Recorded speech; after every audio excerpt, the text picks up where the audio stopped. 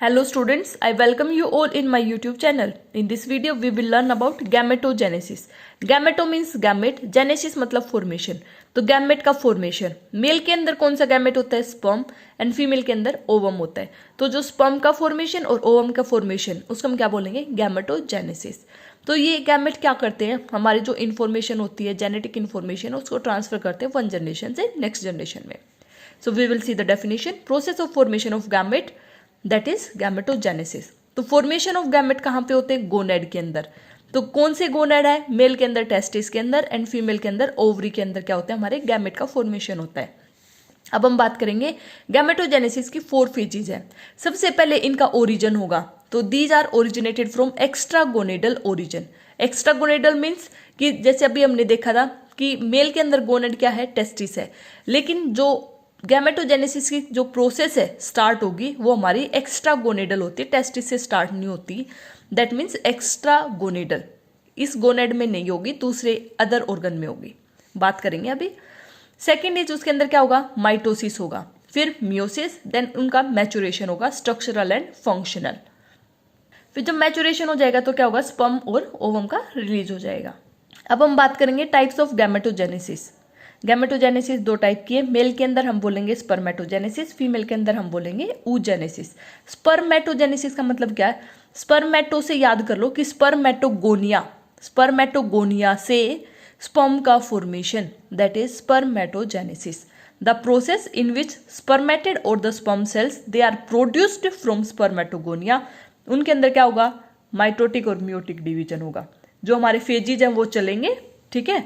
तो स्पर्मेटोगोनिया से sperm cell का formation, that is spermatogenesis. oogenesis क्या है? ओवम का फॉर्मेशन.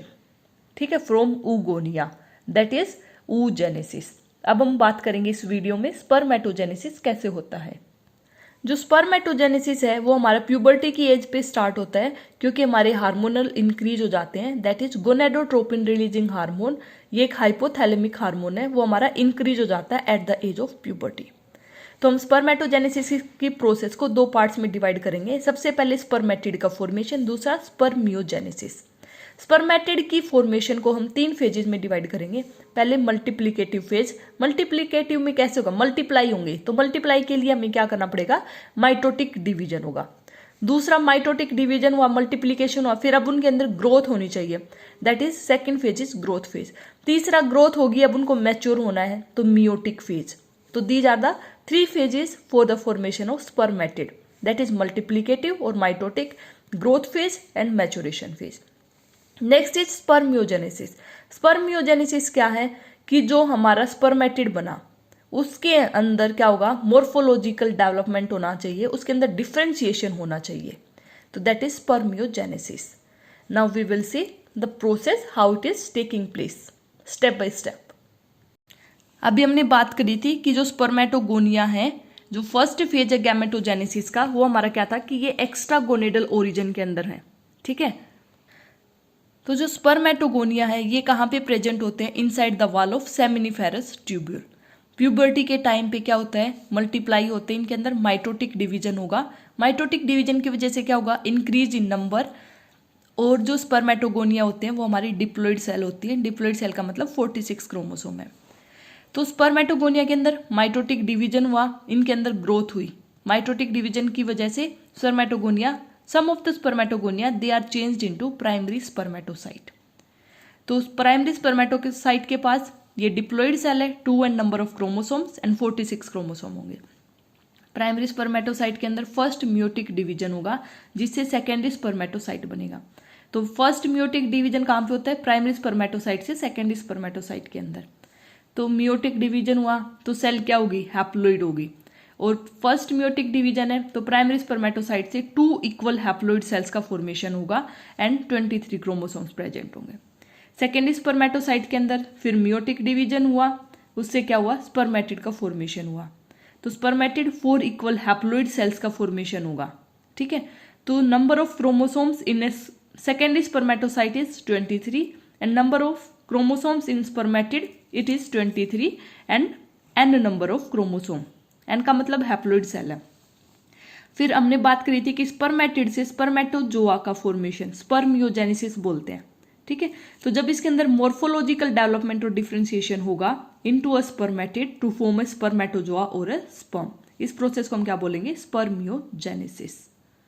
तो हमने देखा कि एक स्पर्मेटोगोनिया से 4 हैप्लॉइड सेल्स का फॉर्मेशन हो रहा था, ठीक है।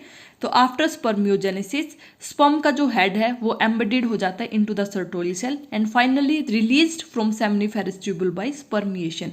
सो the process of releasing of sperm from seminiferous tubule it is known as spermiation. You can see this diagram कि ये हमारा क्या है, स्पर्मेटोगोनिया है। स्पर्मेटोगोनिया के अंदर माइटोटिक डिवीजन हुआ, माइटोटिक डिवीजन से क्या हुआ, जो सेल्स है वो डबल बन गई, ठीक है। फिर कुछ स्पर्मेटोगोनिया प्राइमरी स्पर्मेटोसाइट्स के अंदर कन्वर्ट हो जाते हैं। तो प्राइमरी स्पर्मेटोसाइट के अंदर कन्वर्ट हो गए, माइटोटिक डिवीजन होगा। तो प्राइमरी स्पर्मेटोसाइट के पास कितने नंबर ऑफ क्रोमोसोम है, 2 and that is means it is a diploid cell. फिर इसके अंदर फर्स्ट मियोटिक डिवीजन हुआ, प्राइमरी स्पर्मेटोसाइट के अंदर फर्स्ट मियोटिक डिवीजन हुआ। तो क्या हुआ, हमारे पास 2 हैप्लॉइड सेल्स का फॉर्मेशन हुआ। फिर जो हैप्लॉइड सेल्स मिली उसके अंदर क्या हुआ, सेकंड मियोटिक डिवीजन हुआ। तो हमारे पास क्या हुआ, 4 हैप्लॉइड सेल्स का फॉर्मेशन हुआ, ठीक है। तो ये क्या बन गया, हमारे 4 स्पर्मेटिड्स का फॉर्मेशन। तो जब 4 स्पर्मेटिड बने हैं उनके अंदर मोर्फोलॉजिकल डिफरेंशिएशन होगा तो क्या हुआ, 4 स्पर्मेटोजोआ बन गए।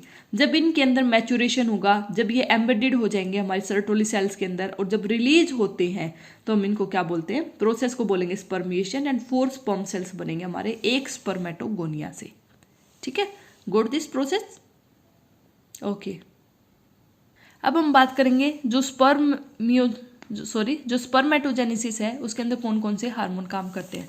तो हमने बात करा कि प्यूबर्टी के टाइम पे गोनेडोट्रोपिन रिलीजिंग हार्मोन है वो हमारा इंक्रीज हो जाता है। ये एक हाइपोथैलेमिक हार्मोन है, हाइपोथैलेमस से रिलीज होता है। तो इंक्रीज गोनेडोट्रोपिन रिलीजिंग हार्मोन। तो गोनेडोट्रोपिन कहाँ से रिलीज होता है, एंटीरियर पिट्यूटरी से। एंटीरियर पिट्यूटरी से इंक्रीज हो गया तो एंटीरियर पिट्यूटरी से LH और FSH 2 हार्मोन निकलेंगे। LH किस पे काम करेगा, लेडिग सेल्स पे। जो लेडिग सेल्स है वो क्या करती है, स्टिमुलेट करते हैं सिक्रीशन ऑफ एंड्रोजन। एंड्रोजन क्या होते हैं, मेल सेक्स हार्मोन होते हैं। तो ये एंड्रोजन क्या करेंगे, स्टिमुलेट करेंगे प्रोसेस ऑफ स्पर्मेटोजेनेसिस को, ठीक है। स्पर्मेटोजेनेसिस हमने पढ़ा था कि स्पर्मेटोगोनिया से स्पर्म सेल का फॉर्मेशन, दैट इज स्पर्मेटोजेनेसिस। दूसरा हार्मोन एंटीरियर पिट्यूटरी से क्या निकला, FSH। FSH क्या करता है, सर्टोली सेल पे एक्ट करेगा और उन फैक्टर्स को स्टिमुलेट करेगा जो हमारे स्पर्मियोजेनेसिस की प्रोसेस को इन्फ्लुएंस करते हैं। सो ये 2 हार्मोन थे, androgen that is secreted from LH, मतलब LH उसको क्या करेगा, स्टिमुलेट करेगा, एंड दूसरा था FSH जो सर्टोली सेल पे एक्ट करता है, ठीक है। सो ये था हमारा process of spermatogenesis. Next video it will be uploaded on oogenesis. Thanks for watching. Do like, comment, share and subscribe. Thank you.